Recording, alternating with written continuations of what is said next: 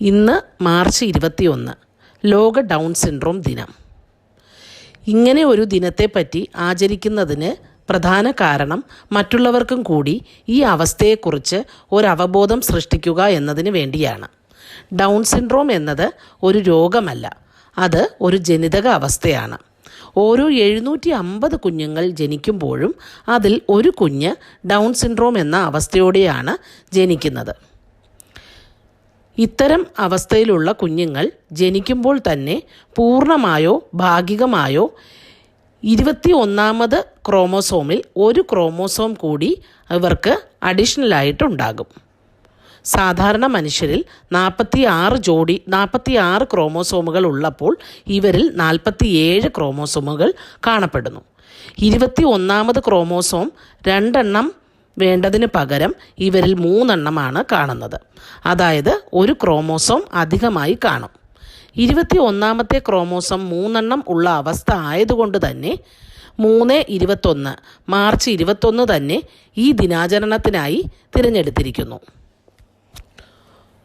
ഒരു കുട്ടിയുടെ വളർച്ചയുടെ തലച്ചോറും ശരീരവും വികസിക്കുന്നത് ജനിതകപരമായ പ്രത്യേകതകൾ അനുസരിച്ചാണ്. ഡൗൺ സിൻഡ്രോം ഉള്ള കുഞ്ഞുങ്ങൾക്ക് ജനന സമയത്ത് ശരാശരി വലിപ്പം ഉണ്ടാകുമെങ്കിലും ക്രമേണ മറ്റു കുട്ടികളെ പോലെയുള്ള വളർച്ചാ വികസന മേഖലകളിൽ താമസം നേരിടുന്നതായി കാണുന്നു.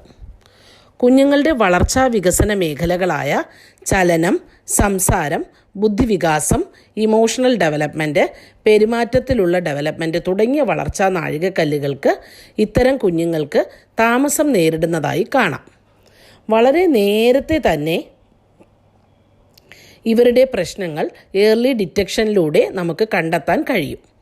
ഇത്തരം കുഞ്ഞുങ്ങൾക്ക് ഏർലി ഇൻ്റർവെൻഷൻ ചികിത്സകളായി ഉള്ള റീഹാബിലിറ്റേഷൻ ചികിത്സകൾ നൽകുന്നത് വഴി കുഞ്ഞുങ്ങളുടെ പ്രശ്നങ്ങളെ തരണം ചെയ്യുന്നതിന് ഇവർക്ക് ഒരുപാട് സഹായകമാകുന്നു. ഇവർക്ക് ശ്രദ്ധയോടെ വേണ്ട പിന്തുണ നൽകിയാൽ ഇവർക്ക് വേണ്ട ലൈഫ് സ്കിൽസ് സ്വായത്തമാക്കാനും പല കുഞ്ഞുങ്ങളെയും സ്കൂളുകളിലും ചിലപ്പോൾ കോളേജുകളിൽ പോകാൻ വരെ നമുക്ക് സാധിക്കും. ഡൗൺ സിൻഡ്രോം വ്യക്തിയും അവരുടെ കുടുംബവും ധാരാളം സാമൂഹിക പ്രശ്നങ്ങളെയാണ് അഭിമുഖീകരിക്കുന്നത്. നിരന്തരമായ പരിചരണവും ശ്രദ്ധയും അർഹിക്കുന്നവരാണ് ഇവർ. ബുദ്ധിപരവും മാനസികപരമായ പ്രശ്നങ്ങൾ, നിരന്തരം സാംക്രമിക പ്രശ്നങ്ങൾ ഇവയൊക്കെ ഇവരെ ചിലപ്പോൾ അലട്ടാറുണ്ട്. ഇത്തരം കുട്ടികൾക്ക് സമൂഹത്തോട് നിഷ്കളങ്കമായ ഇടപെടലുകൾ നടത്തുന്നത് കൊണ്ട് തന്നെ സമൂഹം അവരെ ദുരുപയോഗം ചെയ്യപ്പെടുന്നതായി കണ്ടുവരുന്നു. ഡൗൺ സിൻഡ്രോം കുഞ്ഞുങ്ങളെ ബാഡ് ടച്ച്, ഗുഡ് ടച്ച് തിരിച്ചറിയുക തുടങ്ങിയ അടിയന്തരമായ പരിശീലനങ്ങൾ നൽകേണ്ടത് വളരെ ആവശ്യമാണ്. കുഞ്ഞുങ്ങളുടെ കഴുത്തിൻ്റെ പിൻഭാഗം വളരെ ബലക്കുറവ് അനുഭവപ്പെടുന്നത് കൊണ്ട് തന്നെ, അതായത് ഡൗൺ സിൻഡ്രോം കുഞ്ഞുങ്ങളുടെ പേശികൾ ഹൈപ്പോട്ടോണിക് ആവുന്നത് കൊണ്ട് തന്നെ ഈ അവസ്ഥയുടെ ലക്ഷണമായതിനാൽ ഇത്തരം കുഞ്ഞുങ്ങൾ പുറം അടിച്ചു വീഴുന്നത് വളരെയധികം മാതാപിതാക്കൾ ശ്രദ്ധിക്കേണ്ടതുണ്ട്. ഇത്തരം കുഞ്ഞുങ്ങൾക്ക് ചില പഠന പ്രശ്നങ്ങൾ ഉണ്ടാകാറുണ്ടെങ്കിലും ഭൂരിപക്ഷം കുട്ടികളെയും ശരിയായ റീഹാബിലിറ്റേഷൻ പരിശീലനങ്ങൾക്ക് ശേഷം സാധാരണ സ്കൂളിൽ തന്നെ അയച്ച് പഠിപ്പിക്കാൻ കഴിയാറുണ്ട്. ഇത്തരം കുഞ്ഞുങ്ങൾക്ക് അനുകരണ കഴിവുകളും പല കലാപരമായ വാസനകളുമുണ്ട്.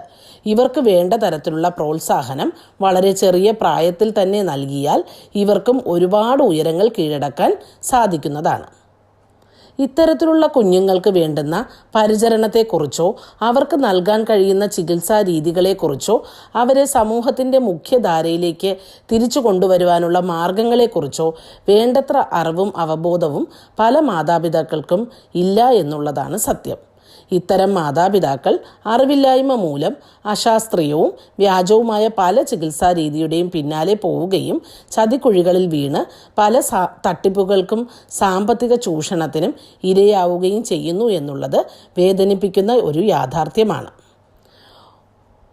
ഒരു കുഞ്ഞ് ജനിക്കുന്നതിന് മുമ്പ് തന്നെ സ്ക്രീനിങ്ങിലൂടെയും രോഗനിർണയ പരിശോധനകളിലൂടെയും ഇത്തരം പ്രശ്നങ്ങളെ തിരിച്ചറിയാൻ സാധിക്കും.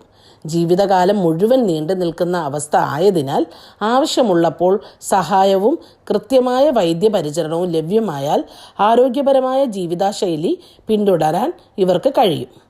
കാഴ്ചയിൽ മറ്റുള്ളവരിൽ നിന്ന് ഒരല്പം വ്യത്യാസമുള്ളവരാണ് എന്ന് കരുതി ഇവരോട് അനുകമ്പയോ സങ്കടമോ കാണിക്കാതെ അവരെ നമ്മളിൽ ഒരാളായി കണ്ട് അവർക്ക് വേണ്ട സൗകര്യങ്ങളും സഹായങ്ങളും ചെയ്തു കൊടുക്കേണ്ടത് പൊതുസമൂഹത്തിൻ്റെയും കൂടി ഉത്തരവാദിത്വവും കടമയുമാണ്.